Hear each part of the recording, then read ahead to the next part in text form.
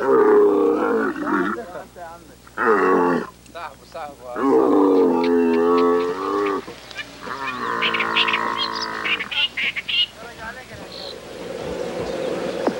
roll program confirmed. Challenger now heading downrange. Main engine start. 4, 3, 2, 1, and liftoff. Liftoff of the 25th Space Shuttle mission, and it has cleared the tower. Now control.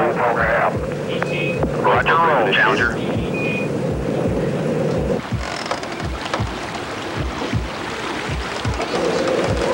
Good roll program confirmed.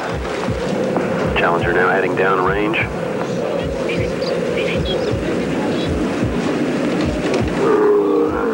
Liftoff this morning at 11:38 after a couple of delays for several hours. 4%. Normal throttles, most of the flight 104%.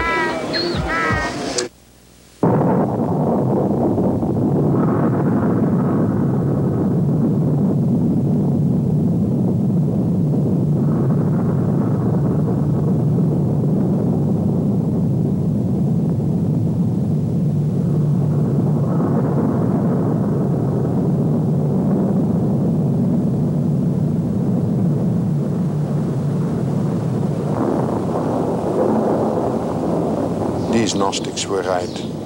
There is a crack in the universe. Well, I was a teacher in a small town in the east of Holland. And on a Sunday, with beautiful weather, the sun shining, I saw there young British pilots falling to their death. And that gave me the impression that life is tragic. And now that the whole world has seen people exploding in the air, I think that more people will agree with me and accept that life is tragic and at the same time has to be accepted as beautiful and worthwhile.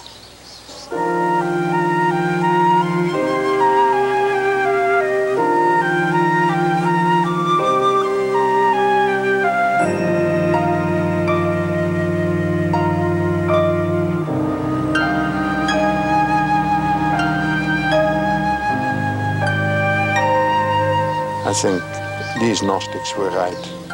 There is a crack in the universe.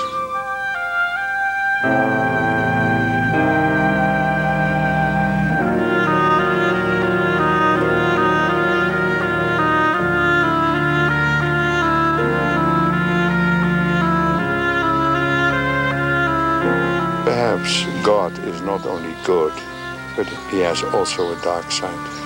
And to find God even in the dark and shadowy side of existence and of the world, that perhaps is the most important and most difficult contribution of Gnosis to modern life.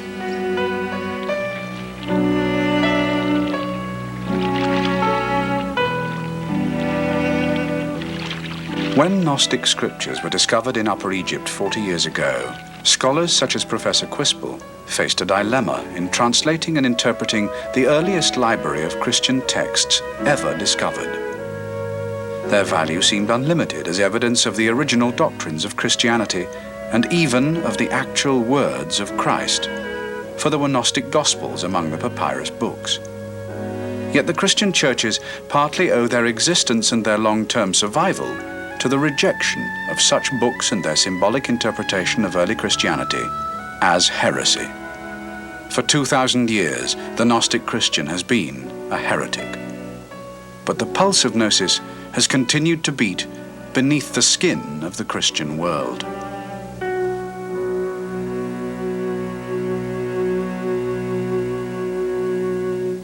Gnosis is of the same root as the English word knowledge, to know. But it is not an intellectual knowledge. It is more a sort of intuitive thinking, imaginative thinking. They themselves call it the knowledge of the heart. With the publication of the mystical Gnostic scriptures from Nag Hammadi, scholars and historians can now consider the role of Gnosticism within the established Christian tradition. The spiritual impulse of Gnosis is a constant quest for self-knowledge and knowledge of God. Today, the knowledge of the heart is shared by millions. Many are within the modern churches. Others pursue spiritual knowledge and self-awareness through physical fitness, diet, music, or meditation.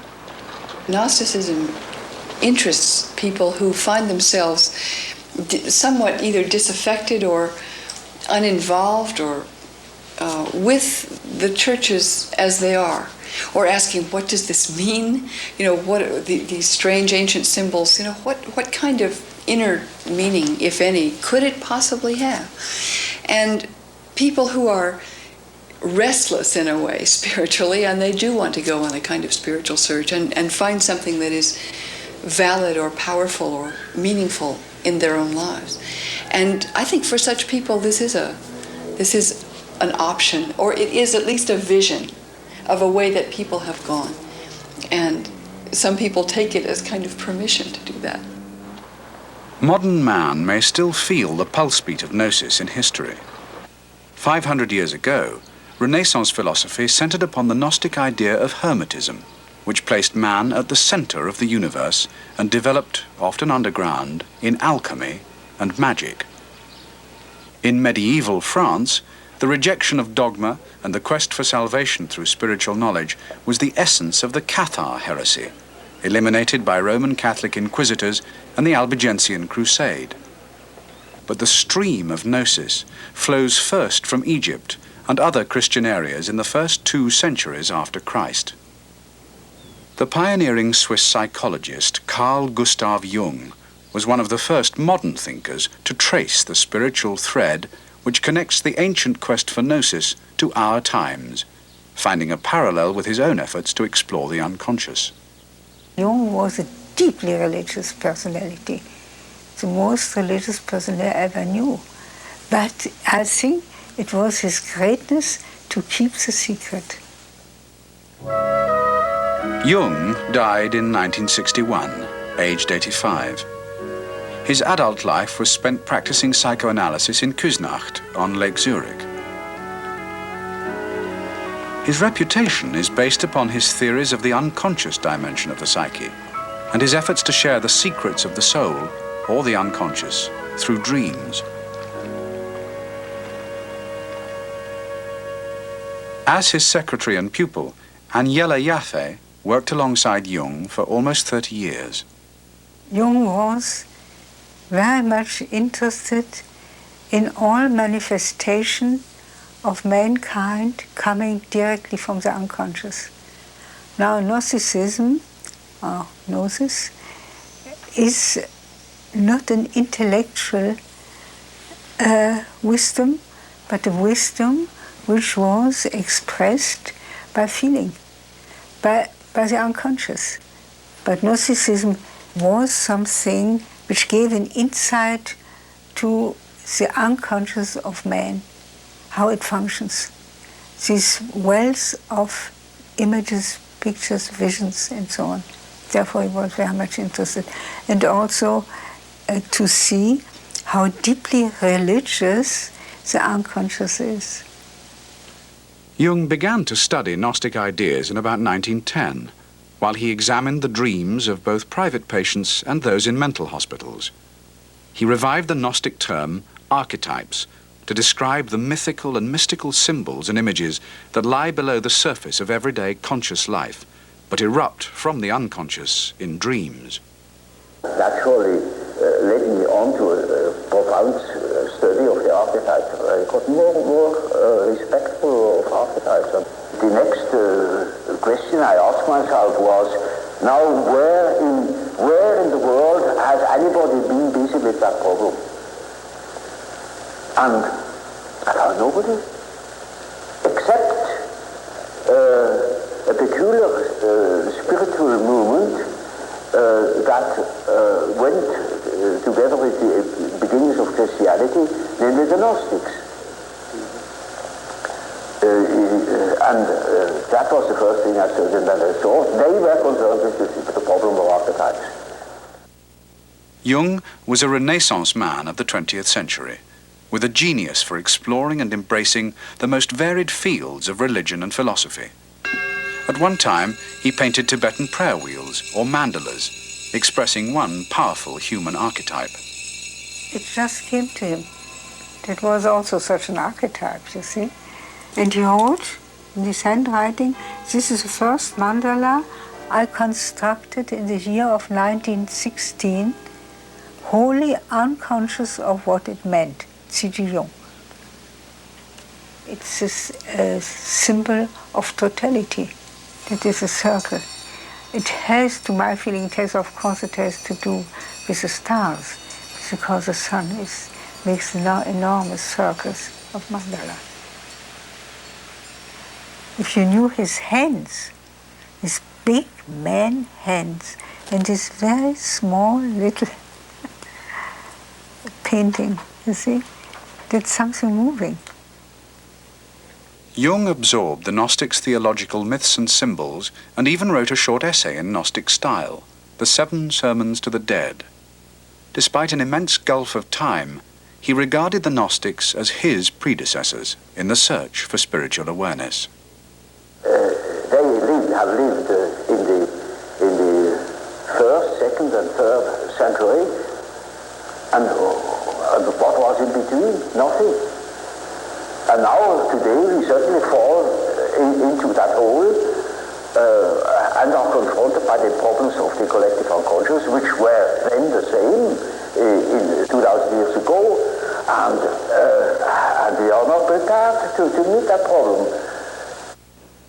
Jung called the Gnostic texts he studied well-nigh inexhaustible sources of knowledge for the psychologist. He connected them with the dreams and visions, the gods and godlessness of his own patients. His colleague, Professor C.A. Meyer, sees the modern search for spiritual knowledge, which is not satisfied by faith alone, becoming more important than ever. Nowadays, the need for knowledge is ever so much more important than it used to be while we still were believers, because the majority of people nowadays are no longer believers. They cannot be told the old story time and again.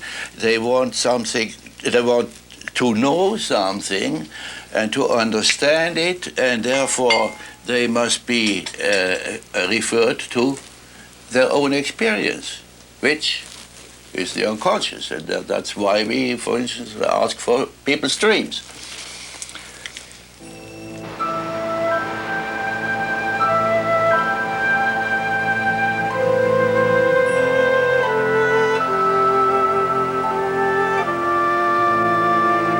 What we can observe with our patients is mainly that they suffer from the conditions of this planet.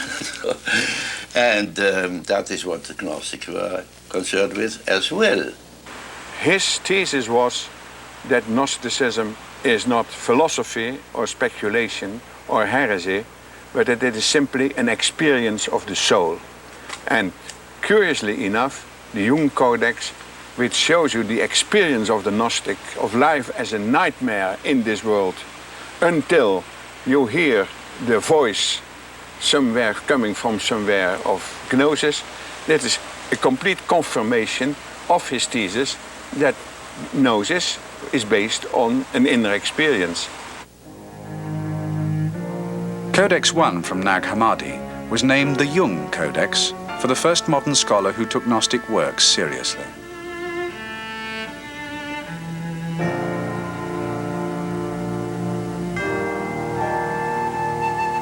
Professor Quispel last year retraced the long journey of the papyrus book to the Jabal al-Tarif, where it was found in 1945 by Muhammad Ali al-Saman. I bought one of these books that you found. That was 7 years since you discovered it.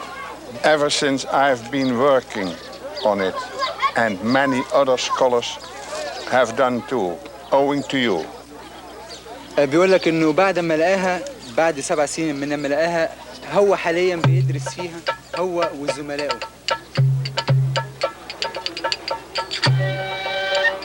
Muhammad Ali's younger brother sold this one book to a local trader for the price of a new shirt, a jalabia. Muhammad Ali himself was in jail for killing his father's murderer in a blood feud.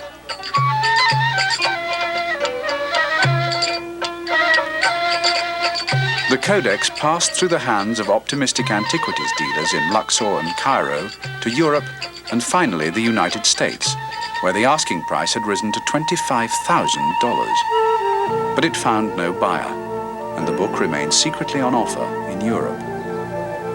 At the Erasmus Conference in 1951, an informal annual meeting of scholars convened by Jung, two men agreed that this book should be bought in Jung's name and dedicated to him, but ultimately reunited with all the rest in Cairo's Coptic Museum. Gillis Quispel and C.A. Meyer set about the task. And at that decisive moment, Professor Meyer contacted the American citizen Georgie Page, who lived there in the neighborhood of Zurich, and he gave us 35,000 Swiss francs. I went to Brussels on May the 10th, 1952, and there I acquired the Codex, and with the Codex under my arm, I returned home. He was, of course, extremely struck by the fact. I mean, his mouth stood open when he first heard about it. And then he was enormously pleased, and he gave this interesting speech, which is published, by the way, at the occasion, and declaring the interest of Jungian psychology in Gnostic material. He is quoted as having said, "I have worked all my life to know the psyche, and these people knew already."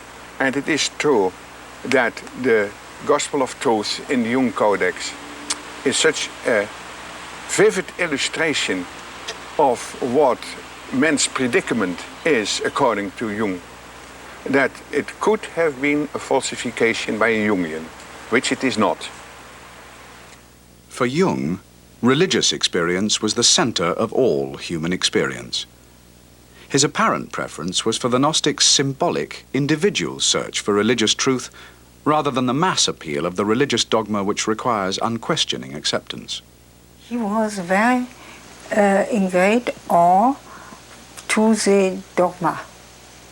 But he said only fools touch to the dogma. But what is necessary is that we understand it now in a new way. Namely, not as 100% truth, but as a symbol. That is a great thing. That changes everything. What sort of religious upbringing did your father give you? Oh, we were Swiss. Jung created consternation at the end of his life when he gave an apparently Gnostic reply to the most obvious question about his religious outlook. And did you believe in God? Oh, yes. Do you now believe in God? Now? Difficult to answer. I know. I don't need to believe. I know. I was a secretary at this time. You cannot imagine how many letters arrived. They all wanted to know what he knows. What is true is that he never doubted that there is something which people call God. He never doubted. We can believe what you like, but to know that's something different. That's the famous phrase of his, I don't believe, I know. But already in 1915 he had made a sort of concept of the world which used Gnostic symbols. He was one of the few people in the Western world who was familiar with Gnostic lore and who saw that they were important for our civilization.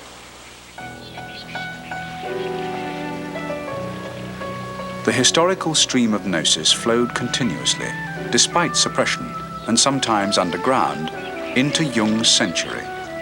Since the Nag Hammadi discovery, biblical scholars and theologians have differed about the value of the Gnostic message for the contemporary world. One view is that what the Church originally banned as heresy deserves no second hearing now.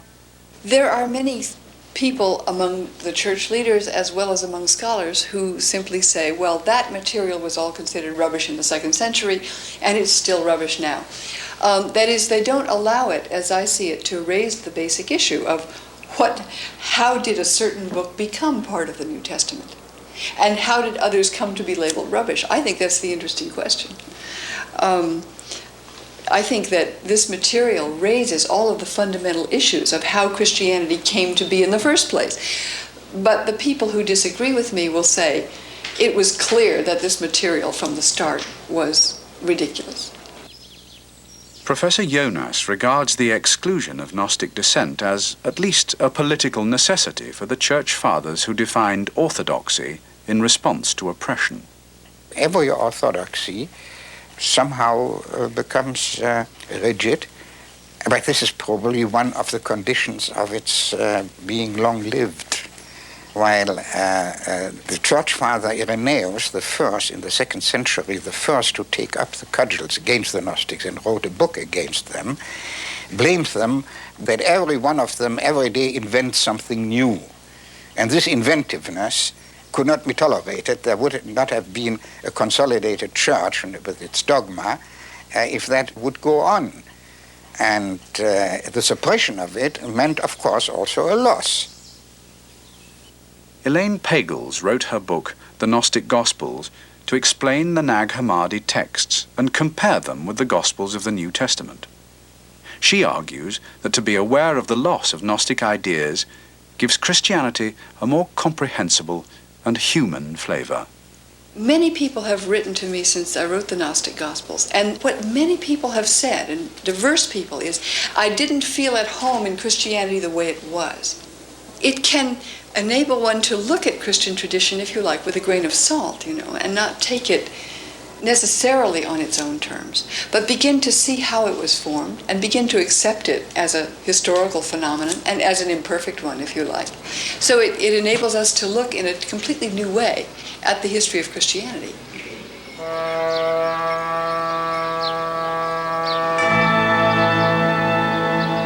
The elements of Gnosticism which have been judged heretical remain controversial and topical today. Debate in the United States over the literal truth of the biblical creation story, or in Britain over the ordination of women, demonstrates the enduring challenge which Gnosticism offers to the established church. It challenges the Catholic and mainstream churches in the way that they claim their authority has pronounced the final word and the beginning word on any topic, from the authority of the Pope, the ordination of whomever is ordained, the exclusion of women, what the resurrection means to Christians, and so forth. I mean, all kinds of issues that are, for very good reasons, topical today. Gnostics exist today, many perhaps unaware of the tradition which their beliefs and practices follow.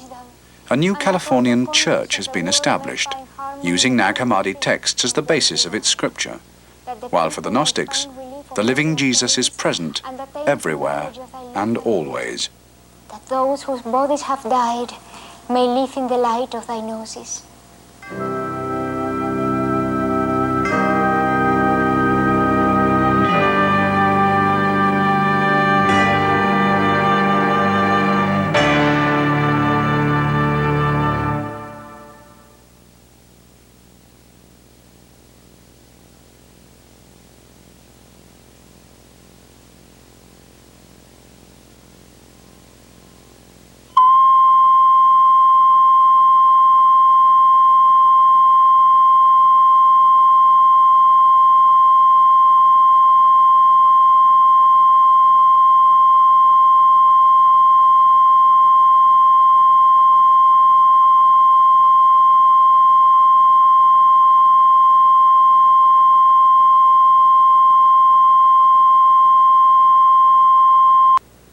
BTR 0368, Gnostics 4, Part 2, Take 1.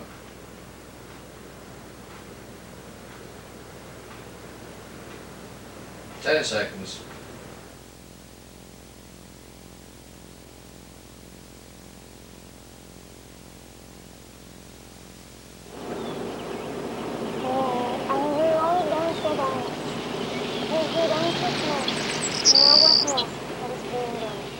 The mystery is complete, the rite is ended. And I found something that I had been looking for a long time in a religion, a place where I could feel as a woman an active, equal participant, not only in the service itself, but in the philosophy behind the service.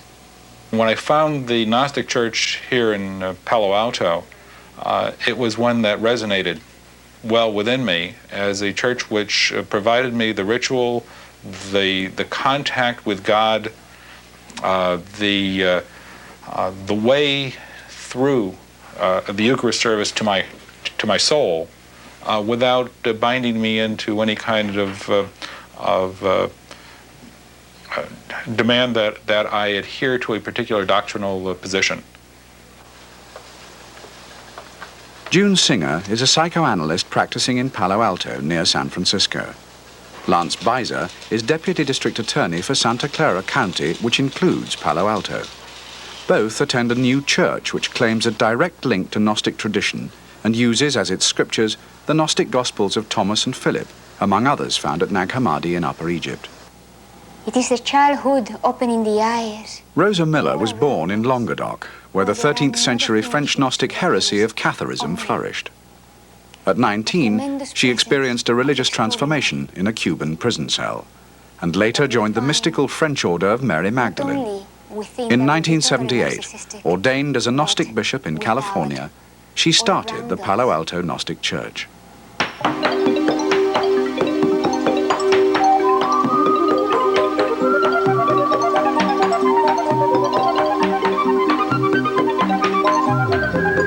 Palo Alto is the home of Stanford University and the center of Silicon Valley, synonymous with advances in microprocessing, aerospace technology, home computers, robotics, and artificial intelligence.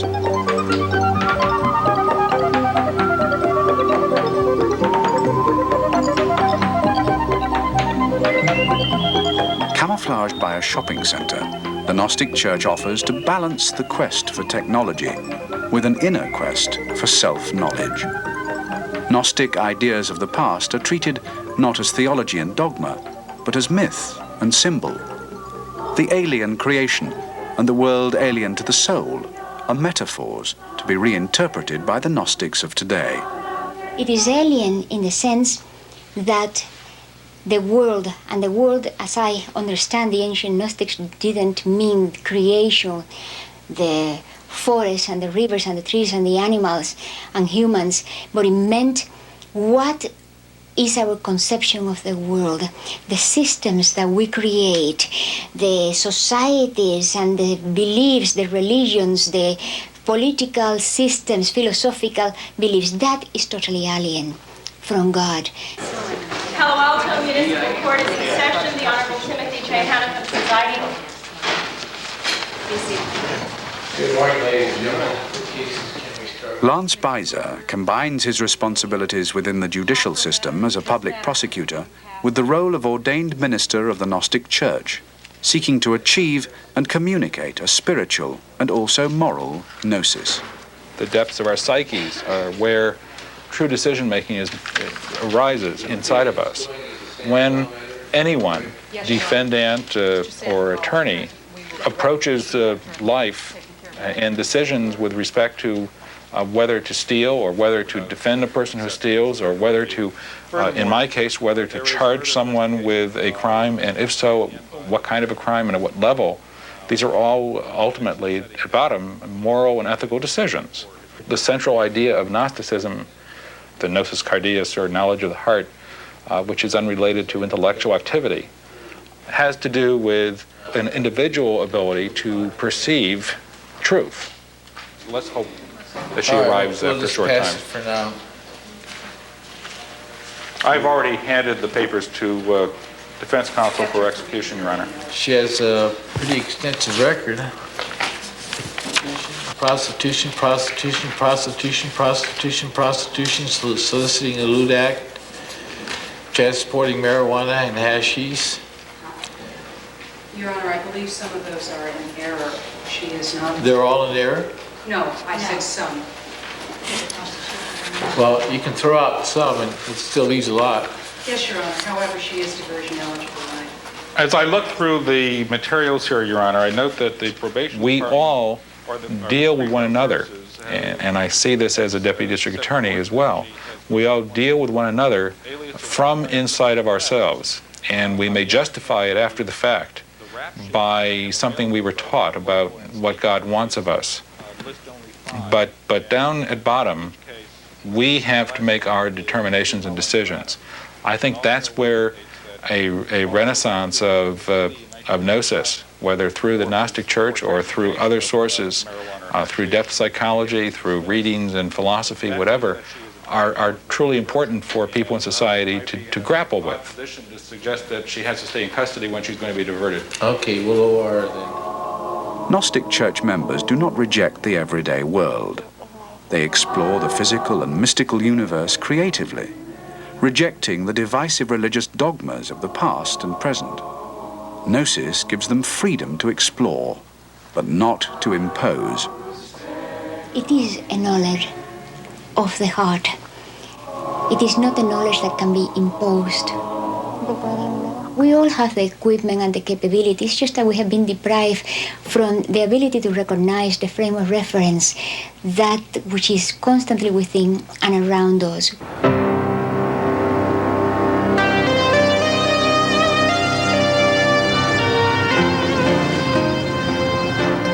California today entertains every new religious sect and therapeutic miracle, no matter how eccentric.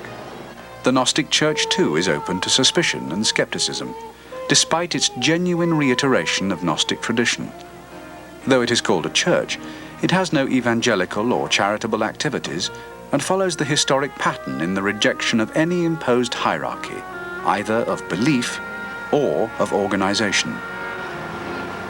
Our church has no dogmas and no beliefs. Beliefs hinder the experience of Gnosis. I had been used to churches where you had to be a member, or you had to be baptized, or you had to go to confession, or you had to do something else to be a member of that church and to take communion. In this particular church, you didn't even have to be a, quote, Gnostic. Thy celestial bright and charming heart. To offer communion to all comers is an openness which amounts to heresy.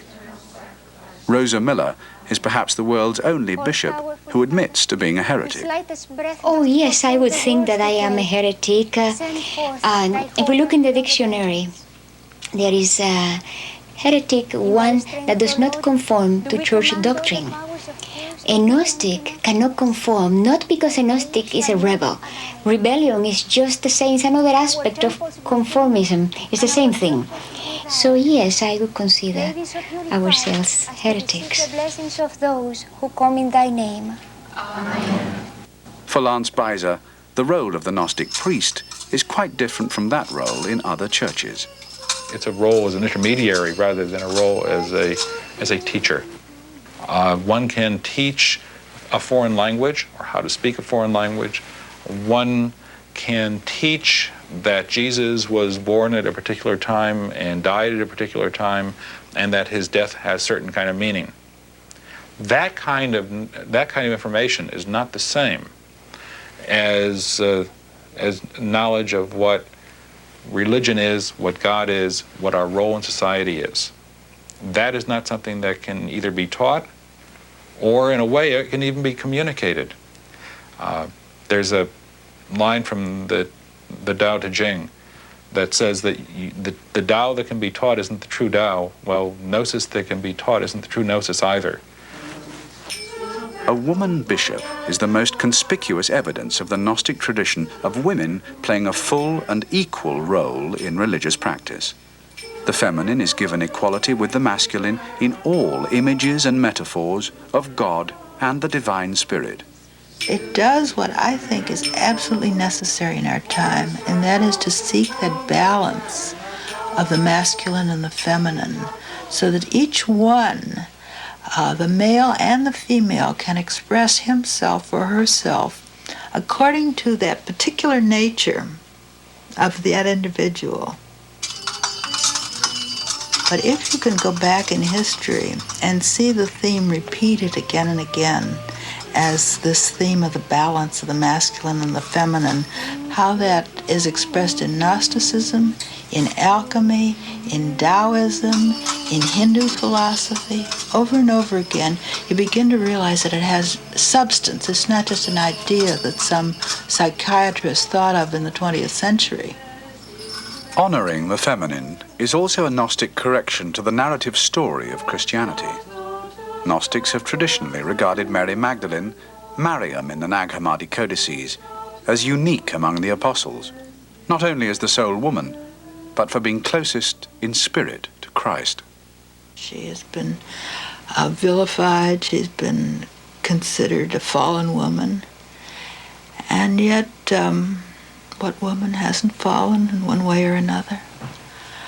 The image of the virgin, the pure woman whose right to be worshipped comes because she has borne a divine child, is a beautiful and wonderful image, but it's a very hard one to live up to. In a church which shuns dogma and exalts Mary Magdalene, the Orthodox ritual of the Mass is unexpected.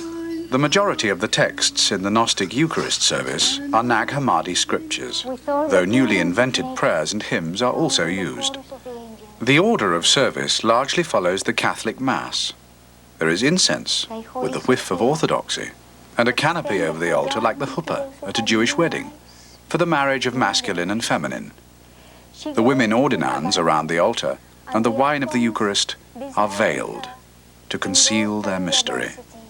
The veils in the women symbolize the same thing as the transformation of the bread and wine. It's a veil in which the divinity, the presence of the extraordinary, Christ, God, whatever you want to call it, hides. The Eucharist, the symbolic transformation of wafers and wine into the body of Christ and the blood of Christ, has a different meaning in the Gnostic Church. The symbolism of the ceremony here contrasts with the remembrance which is enacted in the mainstream Christian churches. The theology is different, and so is the psychological experience, according to June Singer. As I understand the symbolism of the Eucharist in the Orthodox Christian Church, the Eucharist is a celebration and a commemoration of an important event that happened 2,000 years ago. In the Gnostic Church, this is not the case. It's an experience that's happening right now in this place, and we're living it. We don't need to believe that such and such happened in such and such a certain time. It may have happened, may not have happened. This is a new church practicing an old heresy. Its novelty may attract more followers than its claim to Gnostic traditions. The Palo Alto Gnostics say that Gnosis has never been a specific belief, but a matter of perception. And in an age of growing fundamentalism, they have rediscovered a spiritual pulse which feels true to them as a matter of real experience. You can't be a Gnostic if all you do is accept what someone else told you. And I think there are a lot of people like that in society, and they find themselves in all kinds of churches. The Gnostic Church is, I think, simply a way of providing an opportunity for those maybe to come together with other people of like mind. But that doesn't imply that, that it's going to be a church to grapple with the Christian church for dominance in our society.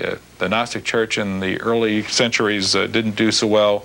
I suspect that a Gnostic Church today wouldn't do any better if it were truly a political struggle. Holy Spirit, celestial bride and revealer. These are the first Gnostics in history who are free to express their heresy.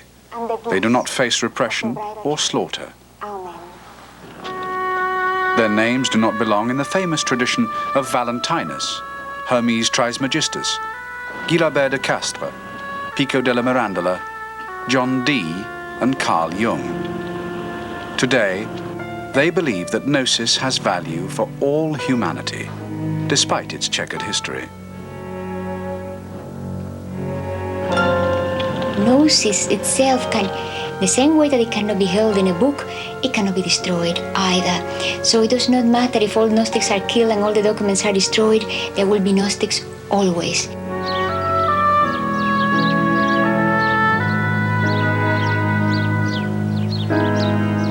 The most powerful theme of Gnosticism is the sense that men and women are outsiders in a meaningless world, but that they can overcome the troubles and materialism of everyday life by ignoring the false images of the demiurge, the creator of the earth, and finding the common identity between their own soul and the divinity of God.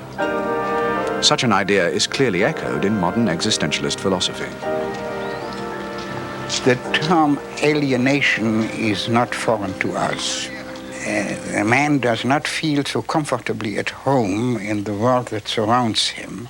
Certainly one common feature, and also some consciousness of a crisis, and even nihilistic tendencies, and an estrangement. Gnostic tradition offers an answer to the atheists' or the agnostics' question, did a good God create a world full of pain and suffering? Modern life, for countless millions, is estranged from hope. War, hunger, and natural disasters afflict some. Drugs, brutality, AIDS, and disability oppress others. The Gnostic does not blame God for the punishment, but seeks to know God in order to accept the unavoidable tragedy inherent in life itself. Every new human life is seen as a certain source of distress, mingled with the possibility of hope for the individual who finds a way to salvation through that knowledge of the heart.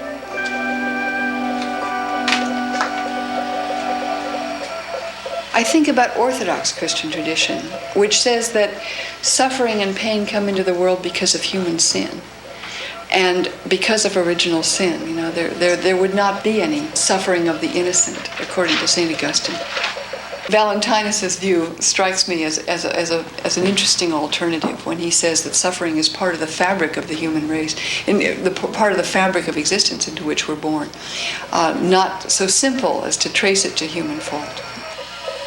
The two outstanding moods or attitudes of the Gnostic mind and of distress and hope.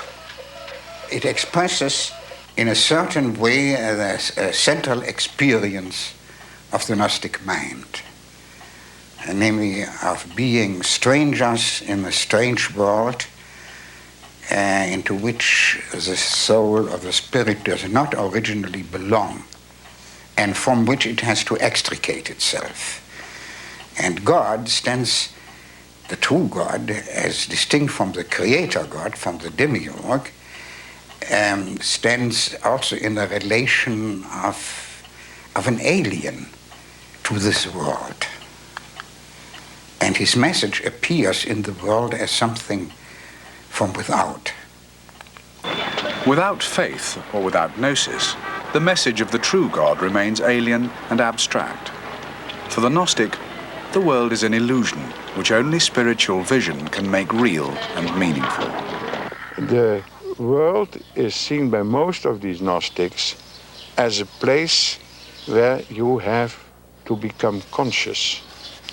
Sin is a word that is not to be found in their dictionary. It is all about ignorance, being unconscious of yourself, and then the appeal of Christ makes yourself conscious of what you are. And therefore the world is there to prepare mankind for full consciousness.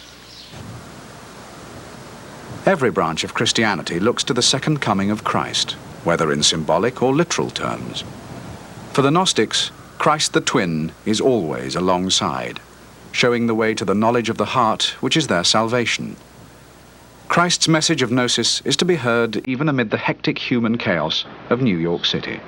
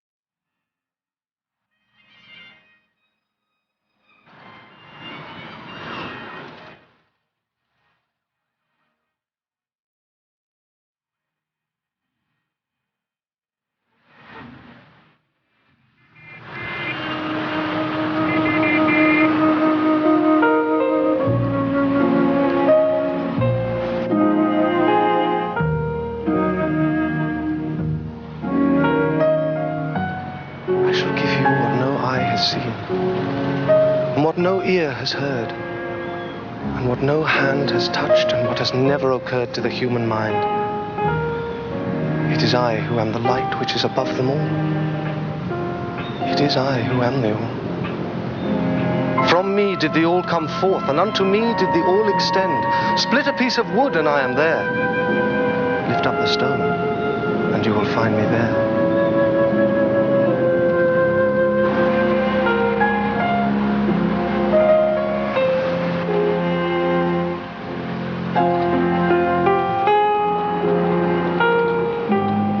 The kingdom will not come by waiting for it. Will not be a matter of saying, here it is or there it is. Rather, the kingdom of the Father is spread out upon the earth, and men do not see it.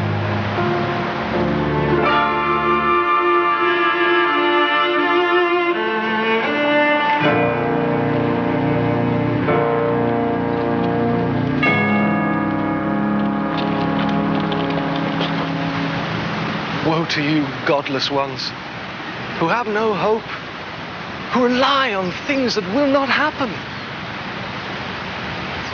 Woe to you who hope in the flesh and the prison that will perish. Your hope is set upon the world, and your God is this life. You are corrupting your soul. Woe to you for the fire that burns in you, for it is insatiable. And woe to you for the wheel that turns in your mind. Woe to you, captives, for you are bound in caverns. You laugh. In mad laughter you rejoice. Some have entered the kingdom of heaven laughing, and they have come out. For 2,000 years, the Gnostic pulse has been beating.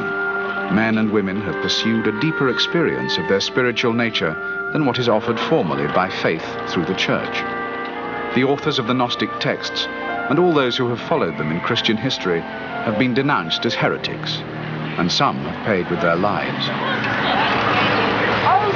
It is those who are awake I have addressed. I tell you this that you may know yourselves. If you know the truth will make you free.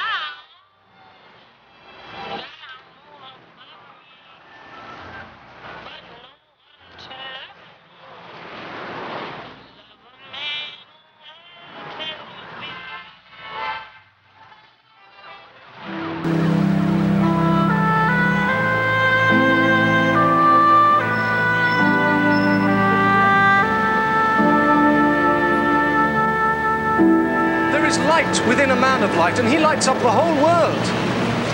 If he does not shine, he is darkness. Do you dare to spare the flesh, you for whom the Spirit is an encircling wall? If you consider how long the world existed before you, and how long it will exist after you, you will find your life to be one single day, and your sufferings one single hour. For the good will not enter the world. Scorn death, therefore, and take thought for life. Remember my cross and my death, and you will live.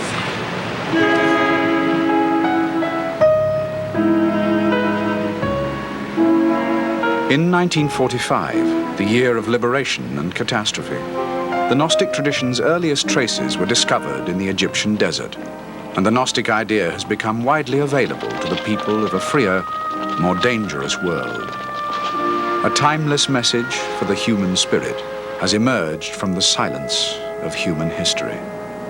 Who is it that will rain a refreshing dew upon you to extinguish the massive fires in you? Who is it who will cause the sun to shine upon you and disperse the darkness in you and hide the darkness and polluted water? Henceforth, waking or sleeping, remember have seen the Son of Man, and spoken with him in person, and listened to him in person.